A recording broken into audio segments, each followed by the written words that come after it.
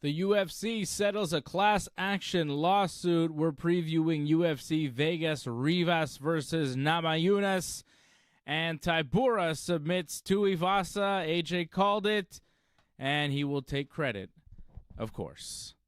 Let's go. Let's go!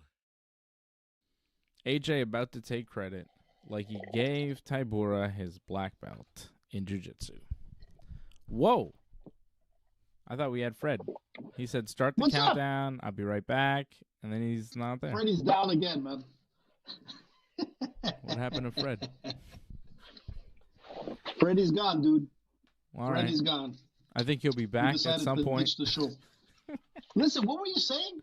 Were you saying something about Tybura last week? I didn't hear. I was like drinking. I missed what you said. Tybura tapped out to Erosa last week, and we do have Fred back, so everything's good. Fred goes, start the countdown, I'll be right back. And then we start the show, and it's an empty chair. He's back. How you doing, Fred? Great, you? Yeah, man. Living the dream. We got a big weekend ahead of us. We've got the big trifecta jiu-jitsu event that we'll talk about. Whoa. I'm sure that we're all going to tomorrow. We're very excited to have a night out on the town, watching some jiu-jitsu here with the boys. We've got UFC Vegas, Rose Namajunas, Thug Rose in action this weekend, taking on Amanda Ribas. And, of course, some news about the UFC settling a big lawsuit and what that might mean. And then some news about Francis Ngannou that we can talk about as well tonight on the program. It's Ringside Report MMA here every Thursday night. Angelo knows. Good evening, Angelo Contagonis, member of the team over at join.ringsidereport.net. Thank you to all the members supporting the channel, keeping us going here on a Thursday night here, every Thursday night, 8 p.m. Eastern Time. And, guys, OJ. What did you say, AJ? No, somebody wrote OJ, and I said, yeah, it's OJ, all right. But it's the Italian version. Very special. Sorry to interrupt, Dave. Go ahead. Orange juice you're talking about. I OJ, thought you were saying like you were runs the with Italian OJ, and I was like, that's not something you want to be. What are you talking about? If the glove don't fit, yes, serve them lasagna. Johnny says Ronda Rousey made big news. Yes, Ronda Rousey definitely did make big news this week, talking a lot about the WWE. There's a lot of WWE news she made. SmackDown. Said some pretty negative things about the people in charge at WWE, including John Laurinaitis, Vince McMahon, and Bruce Pritchard, who's still employed by the WWE somehow, which is interesting. It's crazy. A lot of shit talk this week, man, from Ronda. Speaking of AJ, you were saying last week that Fred had COVID. Fred did not have COVID, right, Fred? Fred? Sorry, I had some audio issue. Repeat, please. Please. COVID effect, man. I told you. There you go. Can you hear us? Yeah. Okay. Oh, sorry. Last week you weren't on the show, and AJ said you had COVID. And Johnny is asking if you still have COVID or are you okay, but I don't think you ever had COVID. No, I never had COVID. I had it the first year in like 2020, and ever since then I haven't had it. Yeah. So, AJ was just talking trash. Just talking trash. Man, the symptoms, man. It was the symptoms. It's going around, man. There's like 20 different viruses, like I told you, going around. I mean, if COVID is a synonym for the flu, yeah, I guess we had COVID. Okay. But you're doing better? Yeah. He's looking good. Look at this guy. He looks so handsome. Look at him. The smile. He's good, man. Sharp. I'm not sure what happened, man, because I went away. As the show, before the show started, AJ told me, is everything all right? I said, yeah. But now your mic kind of sounds like a little weird, AJ. Or maybe it's me, man, but. No, I think you're right. That's what I said to Dave. I said that. Not sure what happened because it sounded good before. It must be the master controls. That's you, AJ. It's definitely you not knowing how to work your things. Man, everything was perfect last week, and Freddie said everything was a go. How does it sound? Does it sound like a tube? It doesn't it's sound okay.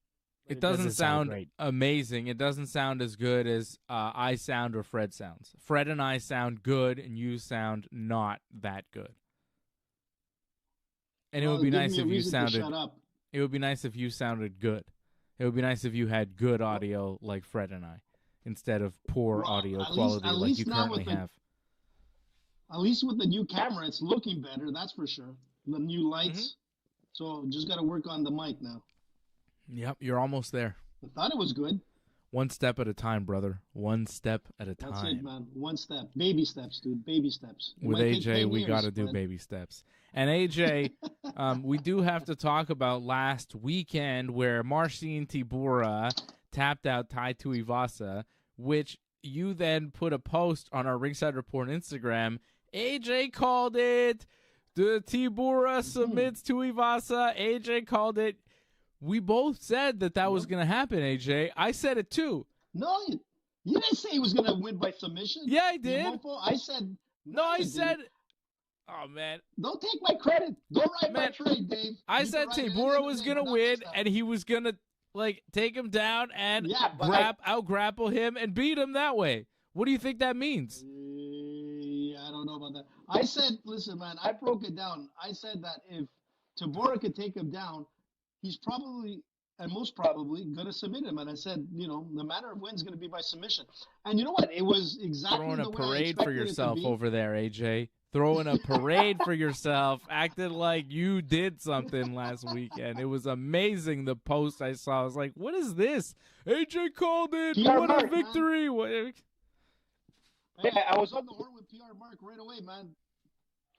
You were pretty heavy. He's a pretty heavy favorite too to win. It wasn't like a big shock, or maybe no. It was kind of close, which I didn't really get. Yeah, Tybura seemed like the clear pick in that fight. Tuivasa. There was no shoey, man. Tuivasa. I think something happened with him where he got famous. He got more famous than good, and he got to a point where he was like fighting guys that were really good, and he was really famous, and he won a couple. Like, he just kind of got to this weird spot, and it fell apart.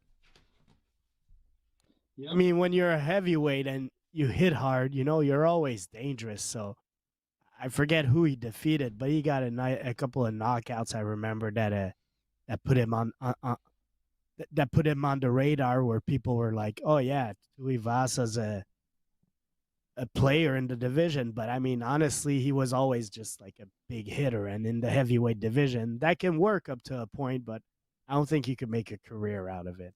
Honestly, if you look at the Tuivasa career, okay, and I'm just being fair, like, he had wins over Arlovsky early in his career in like 2018, and then he fought Junior Dos Santos and got knocked out by Junior Dos Santos in 2018. And then he lost to Blagoy and Sergey Spivak, and then he knocked out Stefan Struve, knocked out Harry Hunsucker, knocked out Greg Hardy, and that made him a little famous, because he knocked out Greg Hardy, then knocked out Augusto Sakai, and then he knocked out Derek Lewis. So he was on a string of knockout wins, including wins over Greg Hardy and Derek Lewis. But we're talking about Derek Lewis, who, was not peak Derek Lewis at that point in time in 2022. And then Tuivasa ran into Cyril Gane, Sergey Pavlovich, Alexander Volkov, and now Marcin Tybura, and he finds himself in a 4-fight losing streak. It's like, it's tough because he's only 31. He hits hard, but at this point, he's undergone so much punishment. It seems like he's just gonna really struggle to find another win in the UFC right now. It's weird. Mean, he'll be able to win some fights, I think, if you put some lower competition against him. But I think once you get to the upper echelon of the division, and I mean pretty much anybody in the top 10, they'll be able to game plan for a Tuivasa. he's a big puncher, so you stay away from his big punch and you try to capitalize on that. 4 fights in a row, though, Fred. That's not good. That's not good. And did you see the fight with Tybura? Like, Tybura is not, Cyril Gane or, even who are the other guys that he just lost to, right? Like, Tybura is kind of lower. Volkov, Pavlovich. Like, Tybura is not fighting for a championship. Tybura is all right. He's pretty good, but he's not, like, one of the top 5 heavyweights in the world right now. And Tybura just finished him in 1 round. And, like, took him down, just flattened him out. Rear naked choke. It was really not, it didn't look like Tuivasa really had much fight in him past trying to throw some heavy bombs in the first round and land that shot. But it's not going to work. But again, if we look at his history, look at who he defeated, there's nothing really impressive. Andrei Arlovsky was pretty much like on a bad, I don't know exactly where he was in his career back then in 2018, but he had a bad stretch. So that's not champion Andrei Arlovsky. Stefan Struve was probably close to retirement. Greg Hardy never was a real fighter, and Derek Lewis, I mean, he's a power puncher also. So Tuivasa, he could win the battle of the power punchers, but he's not a very technical fighter. Like, I wouldn't put him as him having any impact on the division in the future. Yeah. Unless he turns things around. Like I said, he's only 31 years old, and that division, you got a longer shelf life than most divisions in MMA, right? Like, you could fight well past 35 as a heavyweight and still have success. So I think, there's a possibility that he turns things around, but he really needs to do it in a hurry because 4 fights in a row is not good for Tai Tuivasa. And, of course, AJ called it. Marcin Tybura by submission. What an impressive call by AJ. You did it again, AJ. You're a genius. I did it again, man. Oops. I did it again. Listen, I'm going to say, I was impressed. At 38 years old, man, he fought well. He really had that control of the jiu-jitsu game. And, he's there. And I think Shufi, man, it's going to be hard, man. He could be released. I don't know. Like, he's become a personality in MMA. He's kind of become a big star. And yeah, you but gotta he's put those guys. He's more of a star. Well, that's it. He's more of a star when you're actually winning and doing the whole shoe thing. People love it when he drinks out of the shoe. But now he's drinking the shoe out of the stands, man, when he's watching fights. It's not the same oomph, if you know what I'm saying. This guy has to be relevant because of his shtick, but he has to win. So when he loses, he doesn't pull it off. So, and that's the thing with the UFC. You're just as good as you are until the fans decide to look the other way. And look, it was a bad fight the way he lost. It didn't look good. If he was able to fight it for like 3 rounds and come out with a decision loss, it's still not as bad. But the way he got submitted, man, it didn't look good. It doesn't look good. Yeah, the fight did not look good. It was just not. It's just the fight from Tuivasa was just like, oh, does he want to be there anymore? That was the vibe I got from the fight. I was like, oh man, maybe he doesn't want to do this anymore. It just didn't seem like he was just there to be there because he had to be there. So I didn't like. It's like he gave that. up. Yeah, I don't know. I didn't like the. I just didn't like the look from Tuivasa on Saturday. It didn't give me confidence in his future, so it's disappointing. I hope he's all right. I hope he does well. Hope he turns it around. Well, man. Yeah, it's gonna be tough. It might have. Nah, he's 31, AJ. Like, there's still a. Like I said, it's a lot of time. No, for him, man. He's young. He's still. Yeah, he does. But you know what? He's not gonna. He's gonna be one of those fight night guys. Maybe those. Pre Facebook fights or whatever you want to call it, man. That's where I could see him going towards next. Yeah. That's about it. He's going to be the prelim on the fight nights, and the prelims on the Facebook fights. Pre-Facebook fights. The fights haven't been on Facebook Facebook for so long. Yeah. It's like 7-8 years ago. I mean, I know what he Well, meant. it's like, but Fred, it's like 300. If you look at the prelims, man, they're amazing, man. You know, you want to go on Facebook to watch them. There's no prelims. It's just called prelims. Yeah, but there's some pre-fights. Isn't there two pre-fights apparently? If I'm not mistaken. Pre-fights? Yeah, there's a pre-fights. What's what does that mean? It's a prelim and then the main card. There's early prelims. Sometimes prelims. there's the prelims on FX or on ESPN or whatever. Fight Pass prelims. Facebook, Fight Pass. Yeah, but those are still just called prelims. How come there's no just limbs? We got so many prelims, and then the main card is not called the limbs. I think it should be called the limbs. There's all prelims. Like, where's the limbs? I don't get it. I guess the limbs are like in the cage. You know, they're trying to break the limbs and kicking with the limbs and punching with the limbs. Different kind of limbs, though. A few times they've been limbs, LIMBS, not LIMS. You know what I'm saying? Anyways. Well, that all ties into like that poster, like I was telling you, like the 300 poster, and like there's a lot of people, man, that are, you know, have a lot of say into the prelims, the limbs, and even the 300 poster. I mean, what? You know, which poster? I don't even know what poster you're talking about.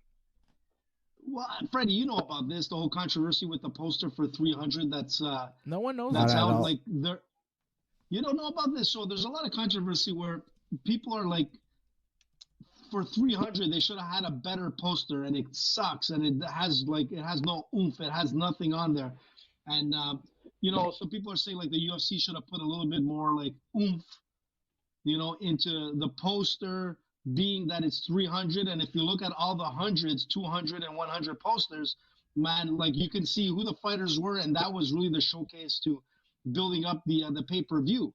But so some people, the poster kind of like, sucks. listen, man. I agree. It does suck. Okay, yeah, I get it. So this is what the controversy is right now. Like, why? But is that really a Donna, controversy? why? Can we just say somebody failed at their job?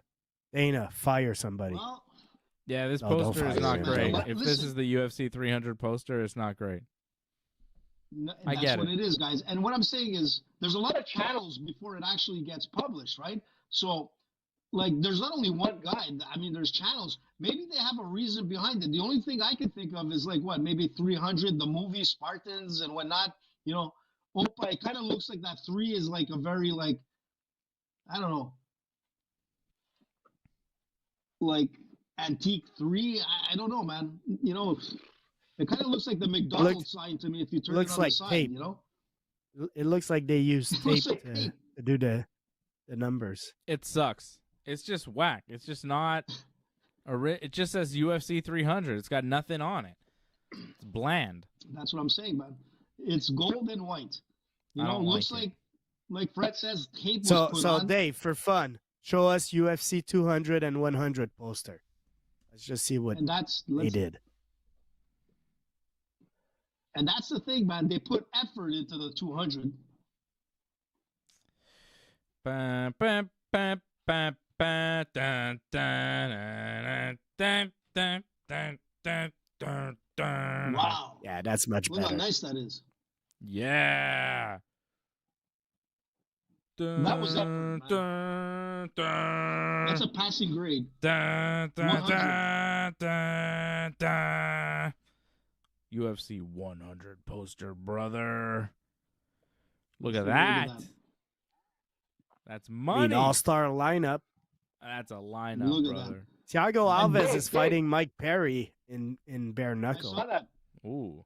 Oh, man. I think Mike Perry's going to have a harder fight than he thought. You know, I love Mike Perry, but Thiago looks great. Hey, Dave, I was just about to say, just for the hell of it, you need to show UFC 1 where it all started, just to see the beginning of that first poster, which I loved. UFC 1, man. Why are you guys just demanding It's old school, I man. Google posters now? Is this the show? Hey, Dave, let's see the poster for... Let's see that Korean picture for the Dodgers, Dave. Now we're talking. My favorite team has become the Dodgers now. Thanks to Freddie. Look at that. Wow. Doesn't that look good, man? The Ultimate Fighting Championship. This is where it all started, man. Anything goes, no holds barred. People will get punched in the dick. Hair will be pulled. Hair will be pulled. Their teeth will be lost. Yes. Sumo guy will show up and have no idea what he signed up for. Once the cage closes, two men go in, one man comes out. Yeah, but probably both and there guys won't come only out. be just one fight. There will be many fights in one night. Will there be weight classes? No. 300 pounds versus 130 pounds. Jiu-jitsu fighters, wrestlers, boxers, kung fu, karate. And the man who came out, 1, 2, technically 3, 4. That's right, Royce Gracie, man. At 100, and I think he was, 140. I don't know. Pounds, Stop giving us the history pounds. of the UFC. Like, Fred and I have both checked out, and I think everybody else is checking out too, AJ. Like, we're not even listening to you at this point. Fred, did you listen to anything he just said in the past 30 seconds? I tuned out. Did you hear it, Fred? Tune out. Seriously, or is that just me? Did I just tune out from AJ, or was you did too? I think everybody did, AJ. It's not good. We can't let you go on and on about Royce Gracie. He was yes, man. No one know knew who he the could do greatest it, but he did it. What a guy. Well, It's he all right. did, man. You're going to 300. You got to have some history, Dave. And you got to remember, number one, Royce Gracie. What have you done for me Even though lately, man? Yeah. Nothing. Michael exactly. Pereira. Not Michael, Alex. Sorry. Wrong Pereira. Yeah. Yeah, he's good too, Michael. Alex Pereira is going to be main eventing UFC 300 against Jamal Hill. And I read today that he hopes to have a quick victory, turn around, and fight at UFC 301 in Brazil, which is crazy. Yeah, that would be amazing. Yeah. Interesting. You see what the UFC 301 main event is right now? Yeah, it's awful. Like, yeah. It's and I think they added cost. Sorry, just to give so everybody knows, it's Alexander Pantoja, the current flyweight champion, versus Steve Erceg, who's had 3 fights in the UFC. He's 12-1, like he's good, but he's had 3 fights in the UFC, and he's getting the title shot, and that's the main event. And all I can see for the co-main event is Jonathan Martinez versus Jose Aldo, who I thought retired. No, but he's coming back. Yeah, but he's coming back. He announced it this week. And I also read today that Costa's facing Cannonier on that card. I don't see that on my Wikipedia page, Fred, but maybe it's happening. It might not be official, but I think I saw that was in the works. Okay. Yeah, they need a main event for that card, right? They need something. Because Pantoja they stacked and Erceg, up 300, man. Like, people are complaining that 300 ain't that great or whatever. 300 is fucking great, man. Yeah. And that's what happens when you put that many stars. And the last couple of shows have been good also. Like, the O'Malley card was good. Mm-hmm. The Volkanovski card, I remember, was decent also. So, like, you fill up all these cards, you're gonna become thin at some point. And 301 looks a little thin, but it is what it is, man. When like Dana, let's be honest, when he goes overseas, when he comes to Canada, often some of these cars are pretty thin lately that he brought to Canada. And Brazil, I guess it's the same thing, you know. He banks on a couple of local guys, and it's going to be a sellout.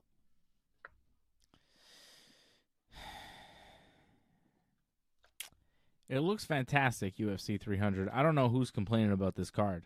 Like, top to bottom, from the prelims to the prelims to the limbs.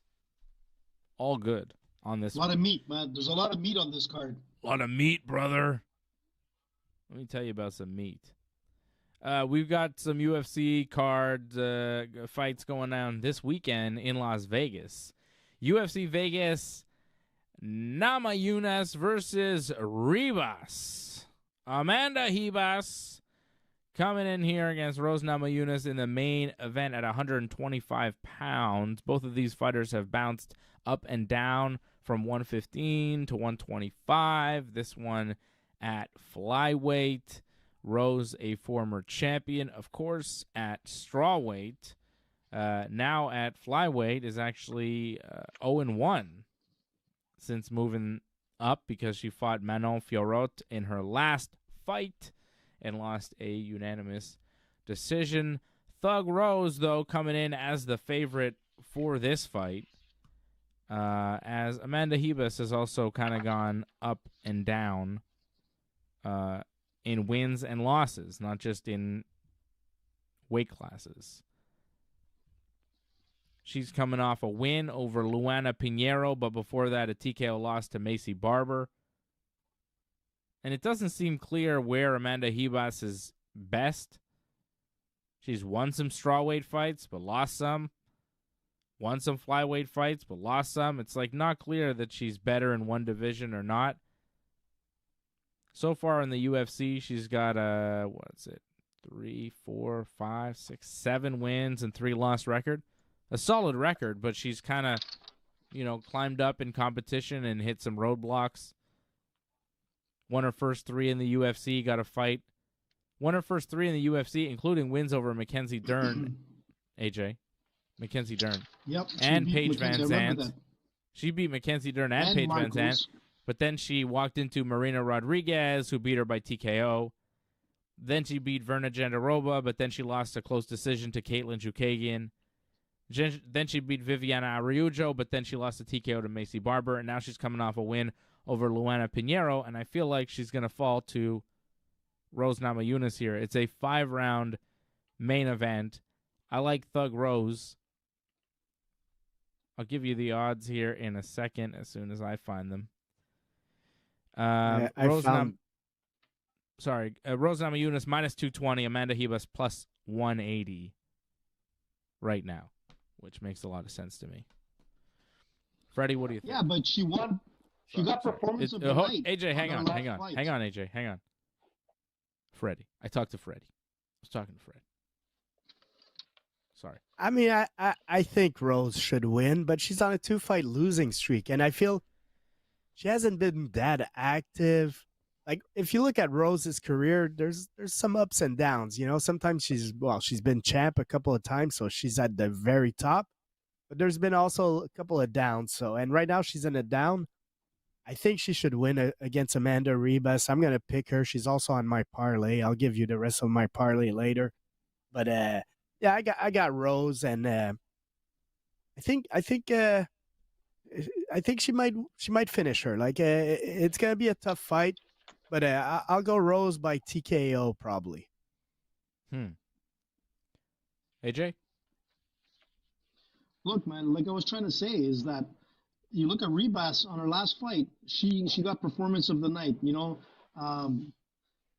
she was dominant in that fight. So she's coming off a win. The thing with Rose is that she hasn't won yet at 125. She lost by unanimous decision to Manon Fiorot, which I called because Manon is the future. But when you have somebody like Rose, who is basically like a striking, that's her game. Her style is MMA. Her striking game is what made her a champion. But she couldn't get like even a round on Manon. I just think that, everybody has their time, and we always talk about the men's division. And I think the women's is there as well. And I think Rose's time is, in my opinion, she's fluctuating through like weight classes. That's not a good sign. Look, I think Ribas, as a judo practitioner, jiu-jitsu black belt, I think if this gets to the ground, even though Rose is really good on the ground, she doesn't have the same statistics as Ribas. I think Ribas is going to probably win it. It'll probably be a decision win. I'm going the other way, guys. Yeah, I mean, I can see it. I know what you're saying. But I look at Thug Rose as somebody who was the champion, who had big wins over Joanna Jędrzejczyk, over Zhang Wei Li, 2 wins over Zhang Wei Li, the current strawweight champion.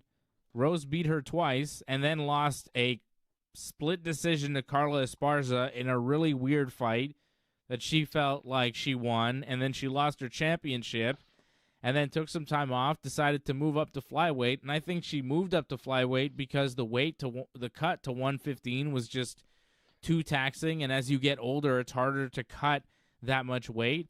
125 made sense, and she ran into the number one contender in Manon Fiorot in her first fight at flyweight, and she lost a decision, a 3-round decision in France, like in Paris, where Manon is from, right? So that helps too. So I think Rose, she had a couple of tough breaks in her last couple of fights, but I still believe in her as a fighter, and at 31 years old, I still think that she is in her prime as a mixed martial artist, and I think in MMA, she's just a more well-rounded MMA fighter and has faced higher-level competition and succeeded against higher-level competition than Amanda Ribas. Not to say that Ribas couldn't squeak out a close decision victory. I've been wrong before, but I just think that the play is Thug Rose this Saturday. I think she's going to win the fight. And I know, AJ, you're making all sorts of faces at me, and that's fine. I mean, you're taking Ribas, and I get it, but I'm going with Rose. Listen, and there's no reason not to in some sense. She's a 2-time champion, man. She had everything going for her. But when you look at her wear and tear, she's been around since 2014, man, and in The Ultimate Fighter 20. And, ever since she got that neck injury, when she was thrown on her head, she hasn't been the same fighter, man. There's something, something broke. I just find that her going into this weight category, is going to be tough. And and we saw that with Manon. And, we'll see what she can do on Saturday night. But I think it's going to be a Ribas victory. She got performance of the night on her last fight, man. She's looking good. Okay. And she defeated some pretty, interesting people, man. She got Mackenzie Dern, which I thought was going to be a total grappling fest, but she can change it up, and her judo skills, man, are going to be really effective. The only thing that Rose has is that she's got those leg kicks. If she's able to control the leg game, she'll win. But if she's not able to control that leg game, even though she has a longer reach, I mean, she has to use it. If she doesn't, and Ribas gets in, she's gonna get her down with some judo throws and take top mount and really take advantage on the ground. If it's not a ground and pound, it's gonna be a long fight, and I think she could win it by decision. But yeah. When you look at striking accuracy, you think it would be Rose, but it's actually Ribas. Ribas has the edge over her on striking accuracy. Yeah, but it doesn't mean she's going to be able to land the punches necessary against Rose. I think Rose outboxes her. I think Rose has better footwork. I think Rose will move around and land shots, and I'm not sure, like Fred said, TKO, I'm not sure she'll land enough shots to put Ribas away, but I think she'll land enough shots to win rounds. And I think Rose, if I were to bet on the outcome, I'd go Rose by decision, but I could see her putting Ribas away if she lands enough of an accumulation of shots where Ribas just can't take anymore. But I think it's going to be mostly a stand-up fight. And, you talk about the judo throws and all that. Rose has some pretty good takedown defense. She's pretty good, and she's good off her back. Even if you do take her down, she's got really good butterfly guard to just kind of get back to her feet. She moves really well off of her back. I don't know. Yeah, but I don't think Ribas is going to be able to hold Rose down for a long period of this fight. I might be wrong. We'll see. See what happens. Listen, man, the strength advantage might be in Ribas' favor. We'll see. But when you look at the stats, you look at the takedown accuracy. You got Ribas at 51% and Rose at 48%. Now at the takedown defense, Ribas is at 87% while Rose is at 60%. So but Rose is going to want to strike. Yeah, she's not going to look Rose is down. Yeah, exactly. But the striking accuracy goes to Ribas's. The only difference is that the higher finish rate is going to Rose, where she's She has a 67% finish rate to Ribas at 58. But Man, striking accuracy, I hate these numbers you're giving me because they don't mean anything to me. Like I don't like whatever. It's they like do, some man. of them, They do to like some some of them extent. mean something, AJ. But I'm telling you, like, who is Ribas doing this against? If you fight a bunch of jabronis and you have 100% striking accuracy against somebody who's fighting world championship level fighters and having 60% striking accuracy, Wow. I don't really care about the numbers. Like Amanda Ribas never fought Zhang Wei Li. True. What world But different champion weight did class. Amanda Ribas fight? What world champion? Well, What world championship fights was Amanda Ribas ever in? You got to look at the numbers and kind of qualify them with, well, you know, Rose fought some pretty tough opponents and Ribas fought some good fighters, but she was not in world championship fights. She did not beat the current strawweight world champion. She just didn't. Rose did twice. And she lost. And I'm looking at her record. She lost most of her tough fights. She lost to Macy Barber. She lost to Caitlin Chikugian. I mean, like, she beat Luana Pinheiro and Vivian Harujo. So yeah. I don't know, man. I don't think those two are at the level of Rose. She's beat Randa Marcos. She's beat Mackenzie Paige Dern. Van Zandt. I mean, Paige Van Zandt. Paige Van Zandt. At the time. Yeah, at the time, no. Paige, cares? that was like She never Paige's was last good. fight before going to OnlyFans, dude. She was halfway true. like naked Yeah, on the you're right, internet you're by right. the time she was fighting there. She was True, not true. seriously fighting. She knew what she was doing. She was in the UFC to promote the brand. It was like You're right. You're right. And You're no right. offense, but Mackenzie Dern, when she defeated Mackenzie Dern, Mackenzie Dern was like very basic like fighter. Like she's evolved in the last 4 or 5 years, but in 2019, you know, it doesn't mean that much. yeah. Come on, AJ. Listen, numbers count, Angelo. Numbers No, they count, don't. man. That's No, what they it comes down don't. to. Stats make a difference in the end. They When don't it's count, either AJ. or. Not when you're fighting against a nobody. Like if you go Listen. roll, AJ, if you go roll with 10 white belts, okay, and you tap them all, you get 100% finish rate. I go, well, I go, AJ, well, how did Listen. jiu-jitsu go? You go, great. I got 100% finish rate. I tapped everybody and nobody even came close. I'm like, wow, well, that's good, AJ. Well, who'd you roll with? Oh, a bunch of white belts. It was the first day in jiu-jitsu. We're like, well, that's not very impressive. Your numbers are skewed. They don't actually mean anything, AJ. And this Listen. is what maybe now you understand what I'm saying with Thug Rose No. and Ribas' numbers. Listen, I'm going to tell you on Saturday night when she gets taken down with a 60% takedown like defense, 60% again going up against Ribas, high-level judo player, high-level black belt jiu-jitsu, that makes a difference. And it's not the same person coming into this is her second fight in this weight category. And she didn't look great against Manon Fiorot. That 60% is the difference. So if you don't have a better like takedown defense, I'm telling you, on Saturday night, just like I called Niporo, with those stats, she's going down. And I hate to say it, I think Rose's time, the flower has wilted, and it's going to be puri on Saturday. Your flower is dead and gone. My God. Italian OJ over there. Uh-huh. All right, co-main event is Justin Tafa, who was supposed to fight a couple weeks ago, but he got hurt or something, and then his brother Junior Tafa fought, and he lost. But now Justin Tafa here is replacing his brother Junior, who's supposed to have this fight. So they just replaced the Tafa brothers one after another. It's weird. But he's fighting Karl Williams in the co-main event, and Karl Williams seems like a dangerous fellow, 9-1 from 6-fight winning streak from the U.S. Virgin Islands. Big, strong guy.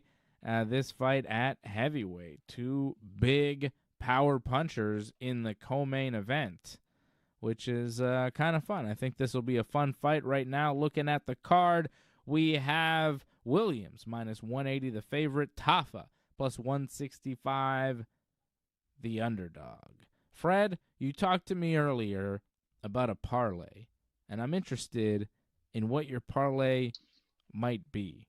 So why don't you give it to me right now? Tell me what you have. Well, if you look at the fight order, you're very far because my parlay is the first fight of the night, Muhammad Usman, with the last fight of the night, Tug Rose. That's my parlay. But as far as the Tafa fight, I'm going to go with Karl Williams, mostly because I don't think Justin Tafa is that good.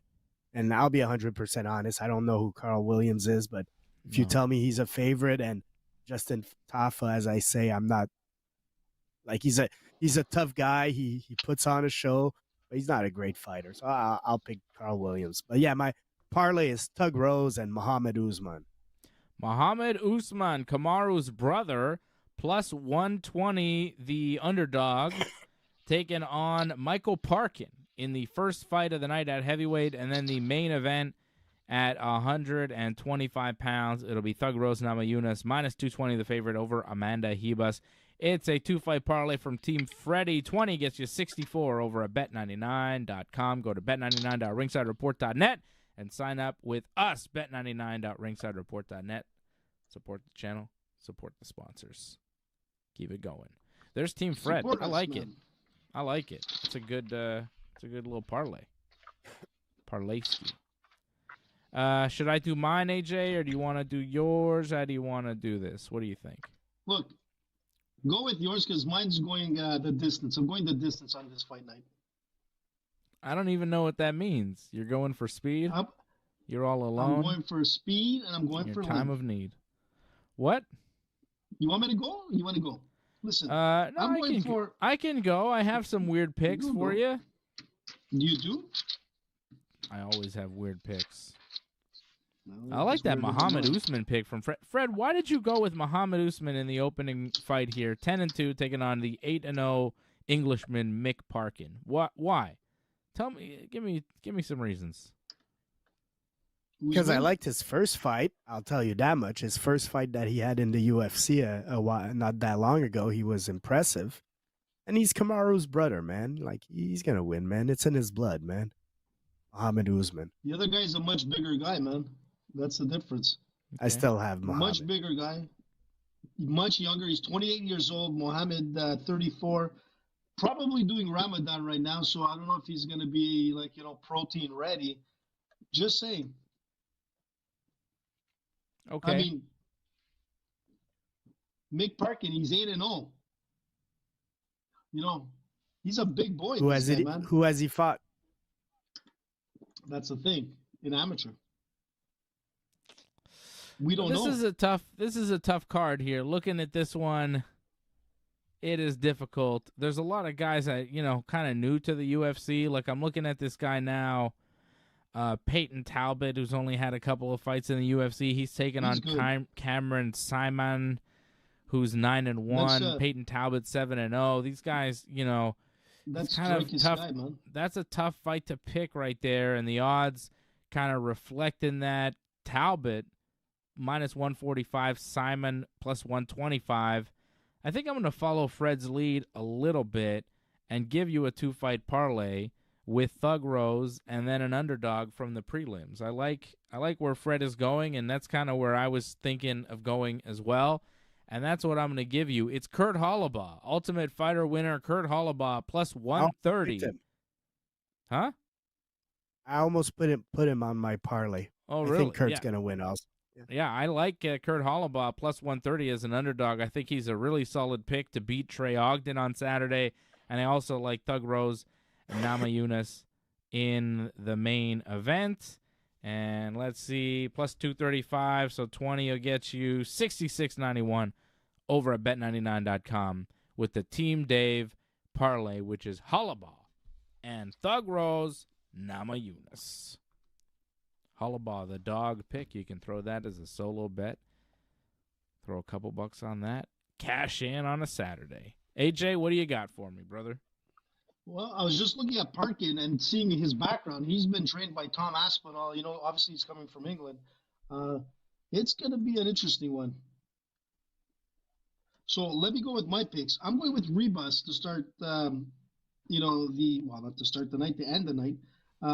Then I'm going to go with Karl Williams over Justin Tafa. Then I wasn't sure about this because if he loses, he's definitely out of the UFC. He came in with so much hype. Mr. Armenia, Edmen Shahbazyan. Like, we knew a lot about him. He came in with that crazy hype. and then he went 1-4 in his last 5 fights. The guy needs to win to keep his career. This is a do or die. You know, I think he's able to beat AJ Dobson. So I'm going to go with Edmen. He better not fuck me. Then I'm going to go with Peyton Talbot. Dave, that guy was impressive. I can see you thinking about making a joke there and then deciding against it. Go ahead. I was trying to think of something, but I know. Go ahead. I have a okay. lot more. Go ahead. A lot more class. I saw but you. Listen. I saw your face. I was like, don't. Just keep going. See the smoke coming out of my ears? So Simon and Talbot, what do you have there? Like, it's a tough one to pick. Talbot. No, it's not actually. I think look, Simon is 3-1 in the UFC. He's obviously a former teammate of Duplessis, but Peyton Talbot, man, this guy has only seen one decision. This guy's 7-0 in his career. I think I've seen some of his highlights. I like this guy, man. I like this guy. So I'm going with Peyton. Then I'm going to go with, if Billy's there, I'm going with 6 fights, man. I'm going the distance, I told you. Then I'm going to go with Billy Quarantillo versus Youssef Zalal. So basically, Youssef Zalal was a guy that was in the UFC. They let him go, and he's coming back to the UFC to fight again. Look, he had a better career outside the UFC coming back to the UFC. And let's be honest, most people don't realize, the UFC is the big leagues, and if you couldn't perform and you got released and you're coming back and you're going up against Billy. Billy's been there for a long time. He's a veteran, 23 fights over 10 years. I think Billy's going to be able to put Youssef back into those sub promotions. Okay. And then I'm gonna go with Luis Pajuelo. No, listen, man. I like this guy. I like this guy a lot, man. No, I asked you for a pick. I asked you for a pick, and you go on between Billy Quarantillo and Youssef Zalal. And while you're making your pick for your parlay, you talk about how most people don't realize UFC is the big leagues. And I'm like, what? You're trying to make a parlay pick? Like, get to the point, man. What are you even saying at this point? No, it isn't. To say that most people don't realize the UFC is the big leagues of MMA is an asinine comment, AJ, because what? It's not. Listen, you son of a bitch. Tomorrow I'm going to see you, man. There's going to be a quintet tomorrow. It's going to be me and you. And I'm going to tell you this. I'm worried. I'm real worried. About this. The guy was out of the UFC, and he's coming back for his first fight. Look, I don't think he probably did better in those promotions. Cool. But coming to the UFC, it's a different game. And going up against a guy like Billy, man, didn't that happen to your boy Pat Cote? Didn't that happen to your boy Pat Cote? It did. But it was a different time, man. Okay. It was a different time. Team AJ parlay. It's Ribas. 6 fight, Angelo. 6 fight. Williams, Shahbazyan, Talbot, Quarantillo, Pajuelo. 20 gets you $234.90. Good luck, AJ. 6 fight parlay from AJ. It? 20 gets you $234.90. It's a plus. Oh wait, what is this? No, parlay. Give me a parlay. Hold on. Whoa, no, more. Sorry, more. It's a crazy parlay. 20 gets you $953.78. Sorry. There you go, man. 20 gets you nearly $1,000 on this 6-fight AJ parlay, with several underdogs needing to cash in, by the way. Pajuelo, plus 140. Quarantillo is a favorite. Talbot's a favorite. Shahbazyan's a favorite. Williams is a favorite. But then Ribas, the underdog. I mean, it's all possible, I suppose. Anything's possible in MMA, brother. The guy is like a crazy knockout artist. He's 8-1 with 7 knockouts. This guy is like that's what I'm trying to say is I would have put him on as a straight bet. I really like this Luis Pajuelo. So Dave, if Shohei Ohtani had to bet on one of our parlays, no, not Shohei, his interpreter, Oh, right. Shohei's not placing the bets. It's the interpreter placing the bets. Shohei's just paying off the debts. Oh, no, wait. No, Shohei's not paying off the debts. It's Shohei's interpreter stole the money to pay off the debts. Shohei didn't know, even though the interpreter's like, yeah, 4.5 million. 4.5 million. Shohei Ohtani's interpreter gets caught in an illegal gambling ring as one of the clients doing sports gambling,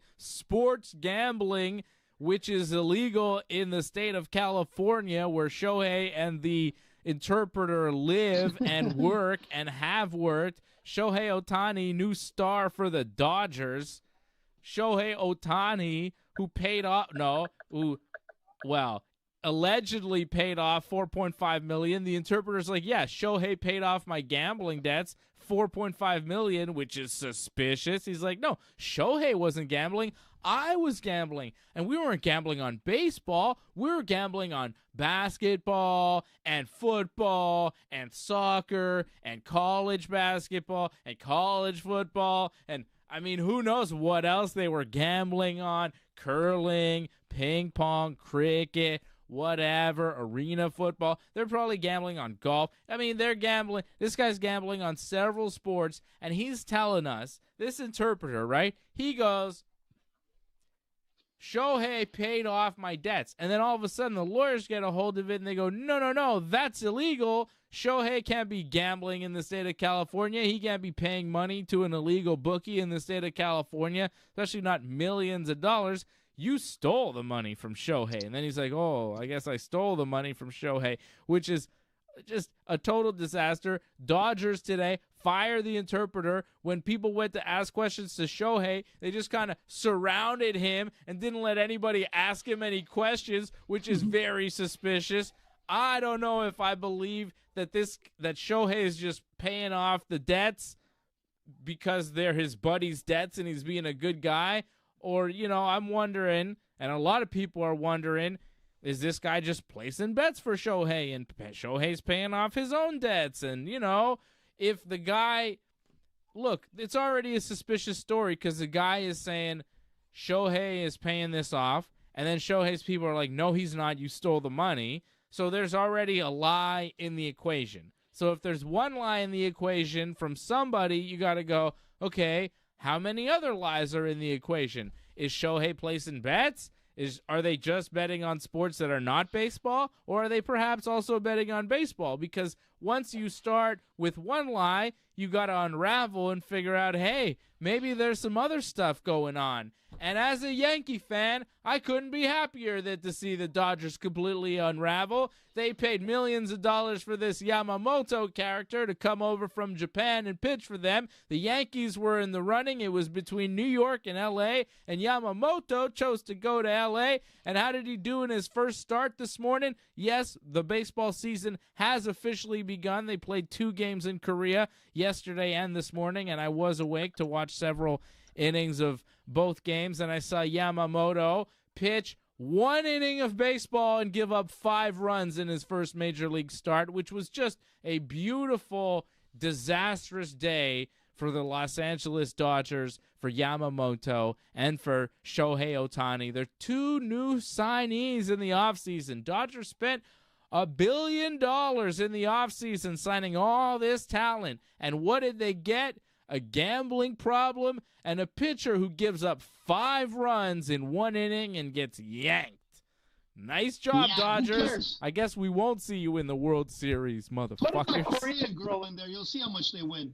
Forget it. All right. But this is a beautiful story. I love it so much. Yeah, John, you know what? The Yankees may have lost today, but it doesn't count because it was preseason baseball, and it doesn't really matter right now. The Dodgers lost today, and it actually counts because, it was a regular season, so they're 1-1 on the year.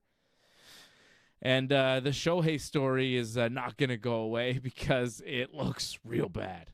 It looks real bad. Yeah. Fuck the Dodgers. Fuck the Yankees.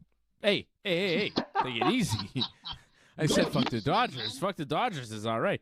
And Angelo wants to know any news on Garrett Cole. Yeah, he's got swelling in his elbow, but it's not like a pull I mean, it's swelling. Yeah, you shouldn't be laughing about pitchers that win a lot of money and don't perform, because Garrett Cole might be winning a lot of money and not pitching. Well, he's only supposed to be out for a month or two. He doesn't need surgery. He just needs rehab. He should be back by, we're thinking, June, mid-June at the latest. And then if Garrett Cole is back and everything's great, by that then time you're what, like 8 games out of wild card, or? Yeah, I don't think so, Fred. Good luck pitching around the Yankees lineup. Good luck pitching around Juan Soto and Aaron Judge this year. It's going to be difficult for everybody in baseball. 2 of the best hitters in baseball hitting back-to-back. Like, come on. And the pitching is looking all right. Rodon has looked decent in spring training. He pitched 5 innings of no-hit ball the other day. 5+ innings of no-hit ball. And you know who came to pull him from the game? Joe Torre in uniform, which was pretty sweet. It was a pretty beautiful Yankees moment. And, yeah, I'm very excited about the Yankees season. I'm still excited about the prospects. We haven't even begun. And the Dodgers are already in shambles. It's just fantastic.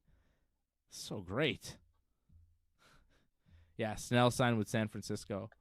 But Cole should be back in a month or two. And, he won a Cy Young last year, so it's not like the Yankees are paying him for nothing. He has delivered. He's just hurt right now, and hopefully he'll be back and pitch the rest of the season and have a great year. Fingers crossed on Garrett Cole, because he is one of the best players in baseball. He's incredible. Okay, enough baseball talk. Let's talk about the UFC settling their class action lawsuit. There was an antitrust lawsuit brought about by a bunch of people, a bunch of fighters suing the UFC, and they settled. They're not going to trial. They settled for $335 million. And people are saying it's a big victory for the UFC because nothing really changes. They paid people off. It's a big lump sum, but it doesn't seem like in the judgment the UFC has to change any of their business practices, which were detailed in this lawsuit and seemed not great, to say the least, and seems like it'll go unchecked, except for this fine, basically, that the UFC is going to have to pay for it at this point. No changes in the UFC, the way their contracts are structured. No Ali Act coming to MMA. Nothing like that. You say, I'm surprised that UFC wins. I've only read a little bit about it. I'm surprised you say people think it's not a big amount. I thought when I read about it first, my impression was that it seemed like a decent amount.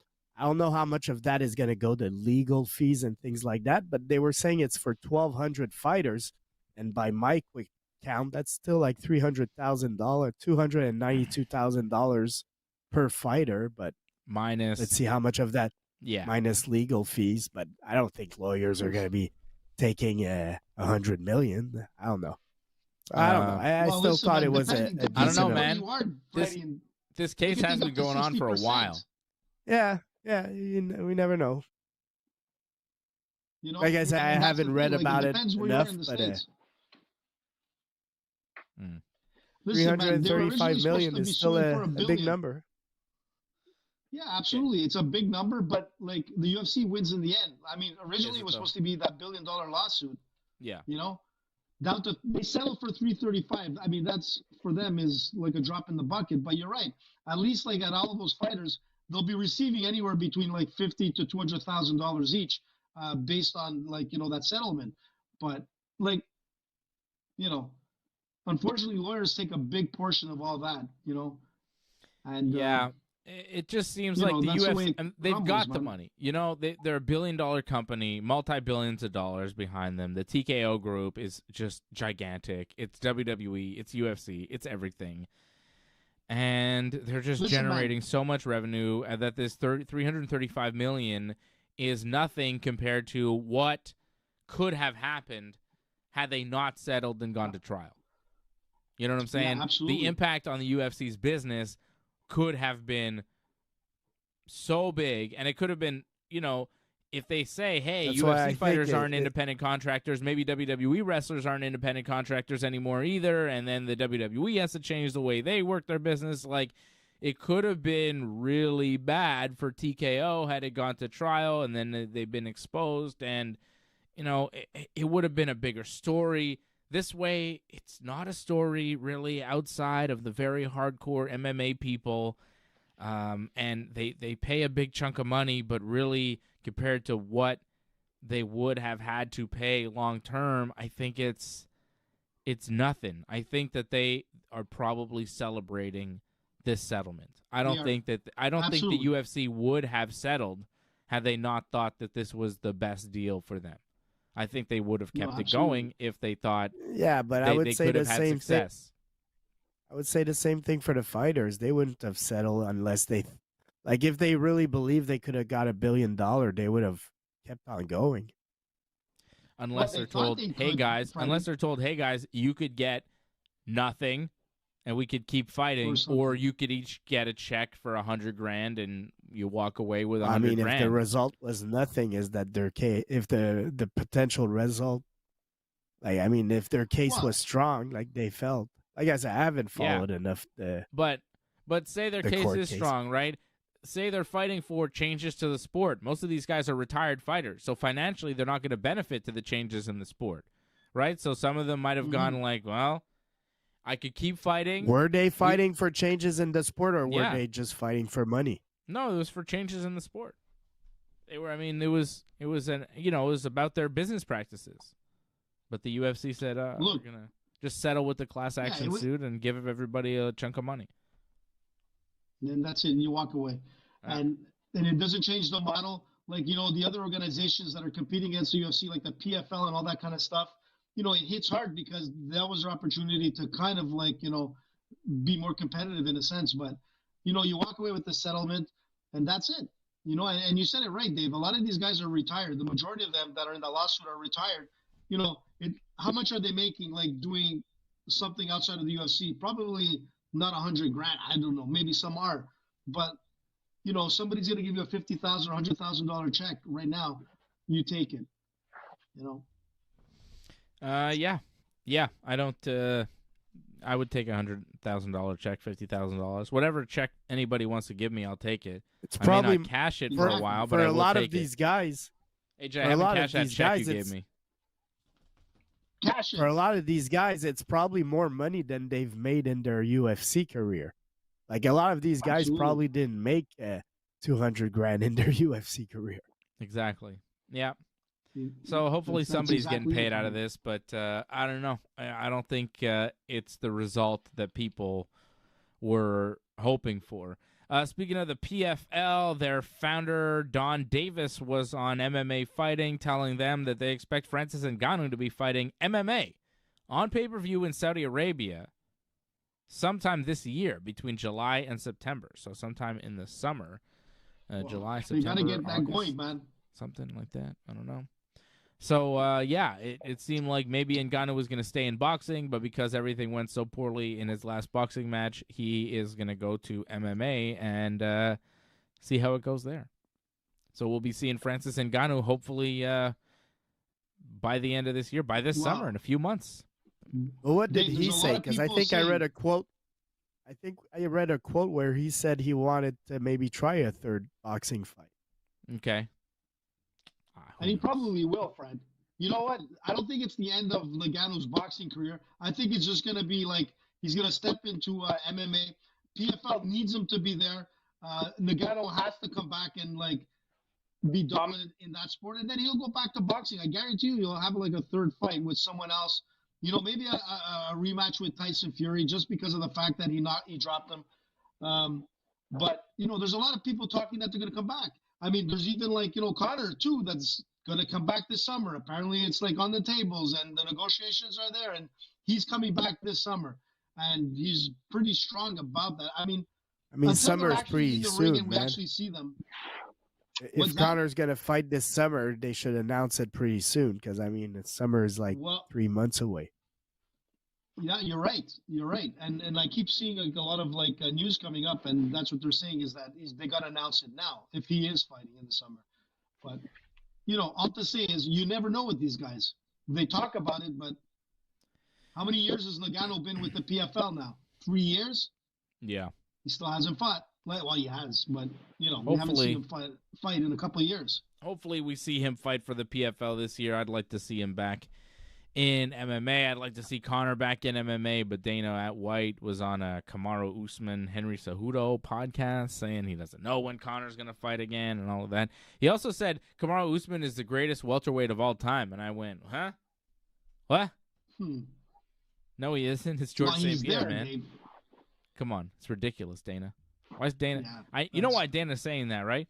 Dana is saying that because Kamaru Usman did what he wants the greatest welterweight of all time to do. Be champion for a few years and then lose to somebody and stay around, which is not what George did. George was champion for many years, never lost, and then left on top. Dana doesn't like that. He doesn't like when you leave on top. He wants you to pass the torch. But that doesn't mean George isn't the greatest welterweight of all time, because he is. Come on. Agree. Ridiculous. Listen, I saw something else. So Walt Harris, man, I haven't heard his name in a while. Unfortunately, he had like a pretty rough, personal life, in the last years. But now he's suspended for 4 years for violating the UFC anti-doping policy. So Walt Harris is suspended for 4 years. And I don't know how old Walt Harris is, but I'm pretty sure that comes down to ending his career after 4 years. Okay. Tomorrow night, we will be going to the Trifecta Jiu-Jitsu event. Looking forward to that. There will be teams. It is a tournament, teams of 3, 1 heavyweight, 1 lightweight, 1 female competitor, 1 male heavyweight, 1 male lightweight, 1 female competitor.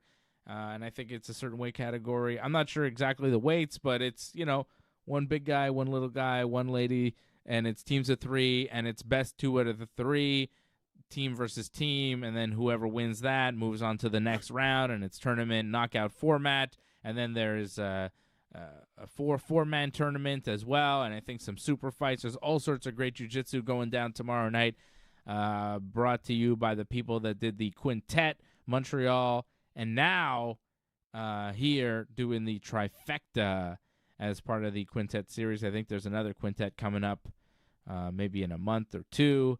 But we will be going to the Trifecta show tomorrow. The Quintet was so much fun, we decided to go back for the Trifecta. So we'll be going to that tomorrow night. So there will be no episode of Wrestling Uncensored here on Ringside Report Network tomorrow night. Instead, because I'll be out, we will offer you an interview that I did with J.F. LeDuc, who was a professional wrestler by the name of Firestorm. You may know Firestorm. JF is now deep, and always has been, I think, in wrestling memorabilia collecting. He is a big-time collector. We talk about wrestling memorabilia, and he also has an event with the Nasty Boys. The Nasty Boys, Brian Knobs and Jerry Sags, are coming to town. They're coming to Montreal on April 20th on 420. And I can tell you right now that I will be there. I will be with the Nasty Boys on 420 with JF LeDuc. So watch the interview tomorrow. That'll be dropping about 6:15 here on the channel on Friday. Instead of Wrestling Uncensored, because I'll be gone at the Jiu-Jitsu show, we'll be giving you an interview instead with JF LeDuc, telling you about the Nasty Boys. We'll talk about the Nasties. We'll talk about wrestling, collecting, and collecting in general. It'll be a good time tomorrow night here on Ringside Report Network, so definitely check that out. Always new, fresh content for you because of the members like Angelo Contagonis supporting the channel, like Lior supporting the channel. And no, Lior, I have not seen Roadhouse. Has anybody seen Roadhouse? The new Roadhouse? I'm going to watch it this weekend. Apparently it's on Prime. So thank you to Lior and to Angelo, who support over at join.ringsidereport.net and allow us to provide so much content here on the Ringside Report Network. Thank you, everybody, for joining us here. And, again, tune in tomorrow night for the interview with JF LeDuc from Live Wrestling Auctions. Go check out their page as well, Live Wrestling Auctions. And Freddie and AJ and I will be back here next Thursday night, where we preview UFC Atlantic City. in New Jersey, where AJ's favorite, Manon Fiorot, will be taken on who I believe is the future of the division, Aaron Blanchfield, in a killer main event. Blanchfield versus Fiorot next weekend, AJ. I'm hyped about that. So am I, man. Can't wait to see Manon wearing the belt. We'll be doing all that next weekend. And Angelo wants to know what I thought about Dynamite last night. I guess I could give you that real quick before we wrap up the show. I thought Dynamite was a very good show last night. I liked Edge and Christian's match there in the main event. I loved Okada beating Eddie Kingston. And I'm very happy because I told Johnny North that if Eddie Kingston beats Okada, I think I'm going to have to stop watching AEW forever. And, of course, that didn't happen. Okada beat Eddie Kingston, beat him clean, hit him with the Rainmaker, pinned him 1-2-3. Commentary seemed surprised. I was not surprised. He hit Eddie Kingston with the Rainmaker. That shit's over. The Rainmaker, Kazuchika Okada, is the new AEW Continental Champion, and I could not be happier. I love Okada. I love that we get to see Okada on a weekly basis. It's tremendous. Seeing Okada every week on AEW Dynamite is, like, it's incredible. The fact that they have Okada, Ospreay, Sasha Banks, Edge, Christian on their roster, it's a ridiculous time to be a wrestling fan. It's so great. AEW is so great. WWE is so great. Everybody is doing such great programming right now. It is incredible. If you are a wrestling fan, this is the time to be tuning in because pro wrestling is as good right now as it has been in many, many years. It is really, really high-level pro wrestling. It's some of the best stuff we're seeing from The Rock every week. Cody is stepping up to another level. We've got Roman Reigns there. WWE is doing huge business going into WrestleMania 40. AEW signing huge stars and putting them on TV on a weekly basis and booking them correctly. Like, the pro wrestling business is so healthy right now. It is very, very exciting. So very, very exciting times in the pro wrestling. Since McMahon has been gone, it's gotten better? Way better. Way better. Night and day. Wow. Yeah, we needed. You won't be a fan of our show. It's very clear now that Vince needed to go in many, many, many different ways, and one of the ways is creatively because Triple H has taken the company in a far better direction. They are much better off without Vince McMahon, much better off. And you know, at a certain point, he elevated the company and he created it and did what he did, but there was a certain point where it was like, all right. Creatively, he just wasn't cutting it anymore. He wasn't there, and I'm glad that Triple H has picked up the ball and done a really good job. I'm enjoying it. I like it. Wow. I like pro wrestling. I like MMA, and that's why we have the Ringside Report Network, and that's why we are here every week for you. Thank you for joining us, and we will see you again real soon here on the Ringside Report Network. Thanks for sticking with us to the end. We would really appreciate it if you could help us spread the word. Please share this episode on whichever social media platform you use. Add a comment below and consider reviewing us on Apple Podcasts. We are an audience-supported network, so consider becoming a recurring supporter at membership.ringsidereport.net. Check out our website at ringsidereport.net. Hope to see you again next